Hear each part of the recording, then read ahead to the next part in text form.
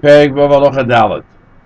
The Rambam says in Hilchos Melochim, if they did not come to peace, and we'll go down to the Peirush, they didn't agree to it after they were asked to do peace. Or they wanted to do peace, but they do not want to keep the 7 mitzvahs. It's not enough that they pay taxes and servitude. One's obligated to wage war, and you have to kill all the males that are adults or not minors. You take all their money and their children. We do not kill women or minors. As it says in Rambam 20 verse 14, this means when it says the noshim, and that says the children, obviously we're not talking about female children because otherwise they'd be included in the women. It means the male children. But the adult, the mature males, they are obligated to kill. When is it so? By a war of choice. Almost with other nations. What he mentions in how the Halacha Beis that the king can take half of their money or their land, and it leaves the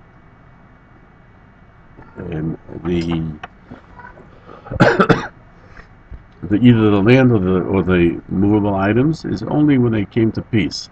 When they come to peace, you take all they have in totality. Remember, the Chinuch says regarding the children by the non-Jews, it's according to the age of a Jew, even though there's no set time of maturity by a non-Jew.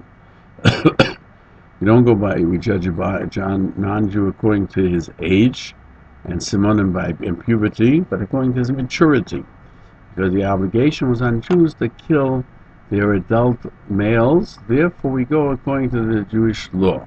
The Meir cites in Hilchos Yesodei that somebody who purchases an adult non-Jewish slave, and the Eved does not want to go through the circumcision, he waits 12 months, and if he doesn't, he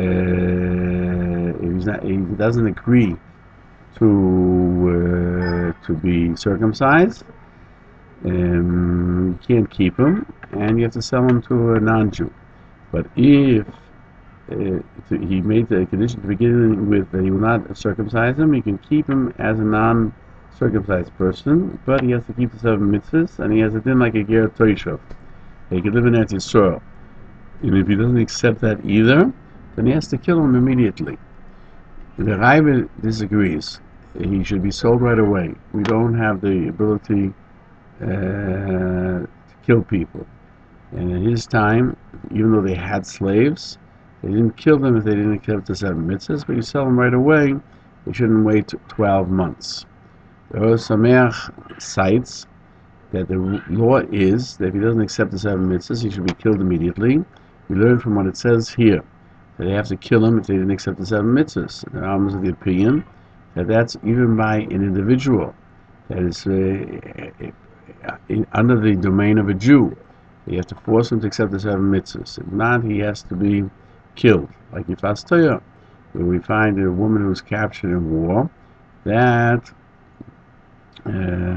if she did not want to leave her idol worship, then after 12 months, having tried to entreat her to become Jewish, you kill her. And so to a city that made peace, you don't do its covenant until they deny Avodah Zarah. They should destroy all the places that were built for this idol worship. And they should accept the other mitzvahs Bnei Noach were commanded, because every goy that doesn't accept the 7 mitzvahs, you kill him if he is under our domain in Eretz Yisrael. Whereas the Meir cites that the Rebbe disagrees by his slave, and he's of the opinion that in a war of choice, they only say that they have to go into a taxation, that they don't have to accept the 7 mitzvahs. Certainly a goy who's found in our domain of Yisrael who does not want to accept Noahide commitments, you don't kill him. And he adds that the Rebbe will have the same opinion by a captured woman in war, even though there he doesn't mention it when the Rambam makes a statement. You should point out that in a war of choice, you don't kill women, but if Hastera, you kill her when she doesn't want to keep stop from doing avodah zorah, according to the Rambam. So would be the law by Shifcha Knanes. When is this so? By a war of choice. That's with other nations. If they don't come to peace, or they came to peace and they didn't keep the 7 mitzvahs, you may wage war and you kill all the males that are adult, but not the women and children, male children, as well as the female children. But Avol, when it comes to a war of mitzvah, Sheva Amomin v'Amalek, which refers to the 7 Shiva Amomin, the 7 nations that lived in Canaan, v'Amalek and Amalek, Shaloi Shlimu, that didn't come to peace, Ein Manichem Em Neshama, you don't leave anyone remain alive. Shenema, as it says in Devarim 15, verse 16, so you do, etc. And it says only from these nations you shall not cause to remain alive any soul. And so it says by Amalek in Devarim 25 verse 19, you shall destroy the memory of Amalek. The Rambam continues, how do I know that it's referring only to these that did not come to peace? If they came to peace, then they are not killed. Shenema, as it says in Yeshua 11 verse 19-20, there was no city that came to peace.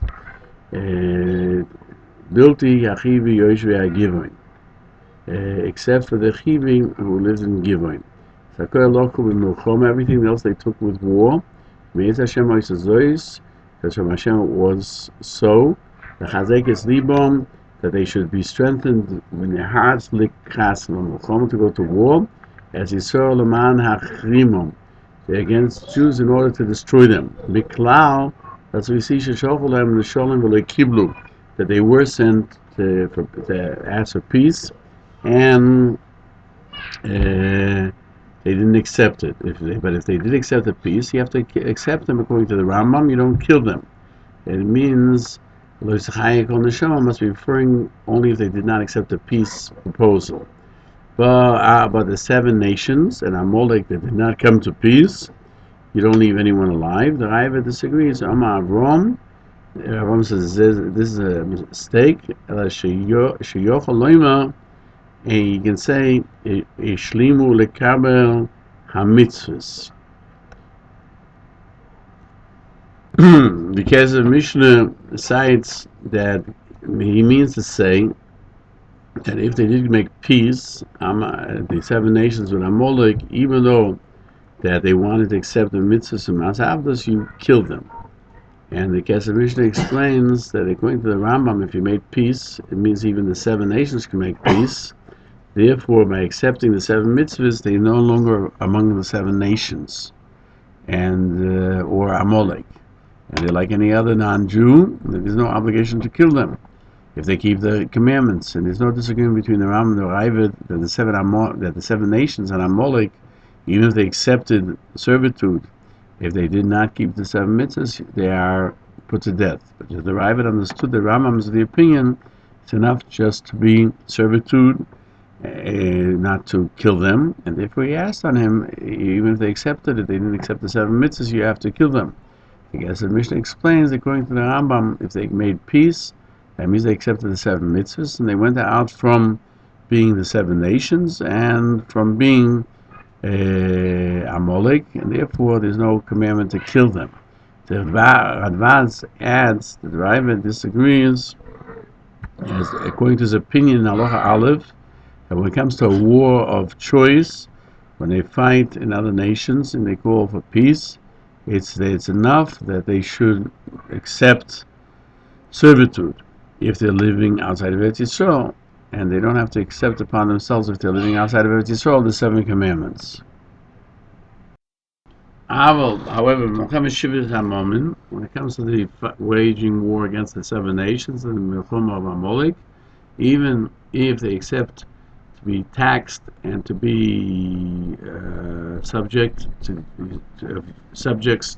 Israel, they are killed if they did not accept the seven mitzvahs. The Rambam Halacha Aleph says, if they accepted to be taxed and servitude, and he doesn't mention the seven mitzvahs in Halacha Aleph, even though that in the beginning he mentions if they came to peace and they accepted the seven mitzvahs, that the children of Noach were commanded, you do not kill them. And the Radvaz isn't clear if, according to the Rambam, the acceptance of the seven mitzvahs is a condition of accepting the Melochim Rishus or not. And he adds that if the opinion of the Rambam is that there's no condition of accepting the seven mitzvahs in order to make a peace with them, the seven nations that they made peace, you do not kill them when they accepted upon themselves the tax and servitude, and not the seven mitzvahs. But the Radvaz is of the opinion that you don't say so, because certainly the seven nations and Amalek, if they will not accept the seven mitzvahs, we do kill them. Therefore, the Radvaz says, according to the Rambam, when the seven nations and Amalek who came to peace, it means that they accepted the seven mitzvahs. And he concludes that since that the Rambam codifies the halacha that only in distant nations that didn't accept the seven mitzvahs that you do not listen to them, certainly the nations that are in Eretz Yisrael, definitely you cannot accept it.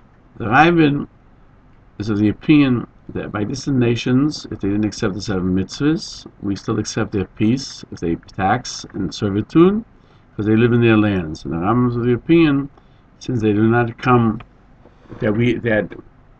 since we're coming to conquer them and to live in their lands, if they made peace, but they don't accept the seven mitzvahs, you do not listen to them.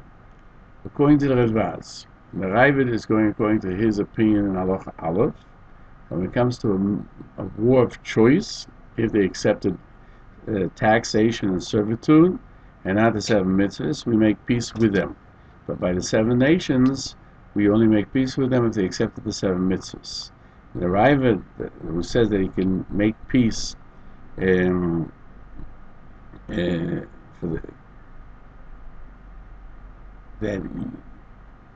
they made peace to accept the mitzvahs, comes to add on the Rambam that they have to accept the seven mitzvahs. According to the Kesef Mishnah, the Rambam admits the Rae Gann when it comes to a Milchemes mitzvah in the seven nations and Amalek, only if they accepted the seven mitzvahs, they will go out from that category of having to be killed. But like any other Bnei Noach that are found in Eretz Yisrael, that you don't have to kill them, but they have to abide by the seven mitzvahs. The Kesef Mishnah did not tell us Das Rambam by the nations that are distant from Eretz Yisrael. According to the Radvaz, just like the Rambam and the Rae Gann disagree when a war of choice, as we learned in Halacha Aleph, by other nations that didn't accept the seven mitzvahs, we do kill them, and that's the shittas of the Rambam, even by an individual goy who's found under the domain of Yisrael. He has to force him to do the seven mitzvahs. If he doesn't accept it, he would be obligated to kill him. The Rae Gann disagrees when it comes to war of choice with other nations that they do not have to accept the seven mitzvahs. As we find in Hilchos Yesodei, that you do not have to kill a Ben Noach who doesn't want to accept the seven mitzvahs, even when he's in the hands of a Jew. Only by the seven nations that were found in Eretz Canaan, in Israel, and in Milchemes Amalek, then we would kill them if they don't accept the seven mitzvahs. Thus we find, according to the Rambam, Bnei Amalek, if they should be somehow accept the seven mitzvahs, you would not kill them. And according to the explanation of the Kesef Mishnah, from the moment that they accept on themselves the seven mitzvahs, they go out in the category of seven nations. and from being Amalek. Thus it seems that someone who's ever Amalek comes to convert, we would accept him. It's happened. The Chidah cites from Hilchos Yesodei HaTorah that all the nations, when they will become converted, they be like Yisrael. And he infers, according to the Rambam, from all the nations, we accept converts. He questions on the Mechilta.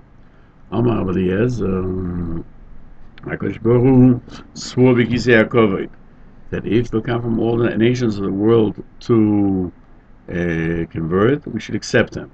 And from Amalek, you shouldn't accept them because it says, David, to the Amaleki who killed Shaul, your blood is on your head.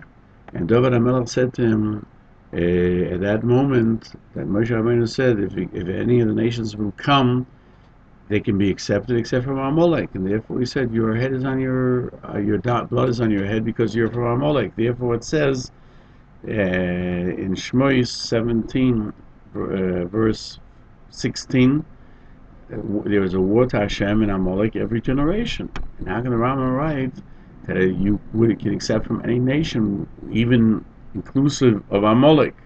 And furthermore, in Hilchos Sanhedrin, he writes that David killed the Ger Amaleki according to his admission. Even though with the admission of his person's admission, you don't kill him, but it was a one-time situation, and even according to the Mechilta, David killed him according to the din, because you don't accept a ger from Amalek, you have to kill him anyway. So the Rambam would seem to disagree on this Mechilta. The Rambam many times passes from the Mechilta, and here he says that going with Amalek, he could be converted, which would be in contradiction. The Chidah adds that the Rambam codifies the Halacha, because the Rambam is of the opinion that the Babli disagrees on the Mechilta. In Sanhedrin 96b, Gittin 57b, he says we find a statement that the descendants of Haman learned Torah in Bnei Brak, and we find this in Sefer Yuchsin, and this would seem to contradict the Mechilta, because if you can't convert, they couldn't be Jewish. Chidah questions according to this Mechilta. How could it be that the descendants of Haman study Torah in Bnei Brak? You don't accept Gerim, and you can't say the Mechilta and the Brisa disagree in the facts whether he studied Torah. Therefore, he says that even the Mechilta is of the opinion that if they accepted him and they said the 7 mitzvahs, you would convert them. According to Kesef Mishnah, we can understand, except for the 7 mitzvahs, it's not considered Amaleki, it's Bnei Noach. And it could be that they can accept these 7 mitzvahs, and therefore they could become Gerim, and that's how we're Zercha the Torah Bnei Brak. Just the Chidah goes and questions, as Kesef Mishnah says, if they would do peace, or they came to wage war, but if they didn't come to make peace, they didn't agree to peace, they do have to be killed, and then you don't accept them. And even if we don't have the ability to kill them, we don't accept them as converts, even if they want to accept the 7 mitzvahs. He cites from Megillah Sefer that they discuss if you accept converts from Amalek, and the Chidah concludes that the Rambam is of the opinion that you accept a Gerim from Amalek, and therefore Bnei Bonim Shel Haman, Lo Notei B'Bnei Brak, and the Gemara disagrees with the Mechilta.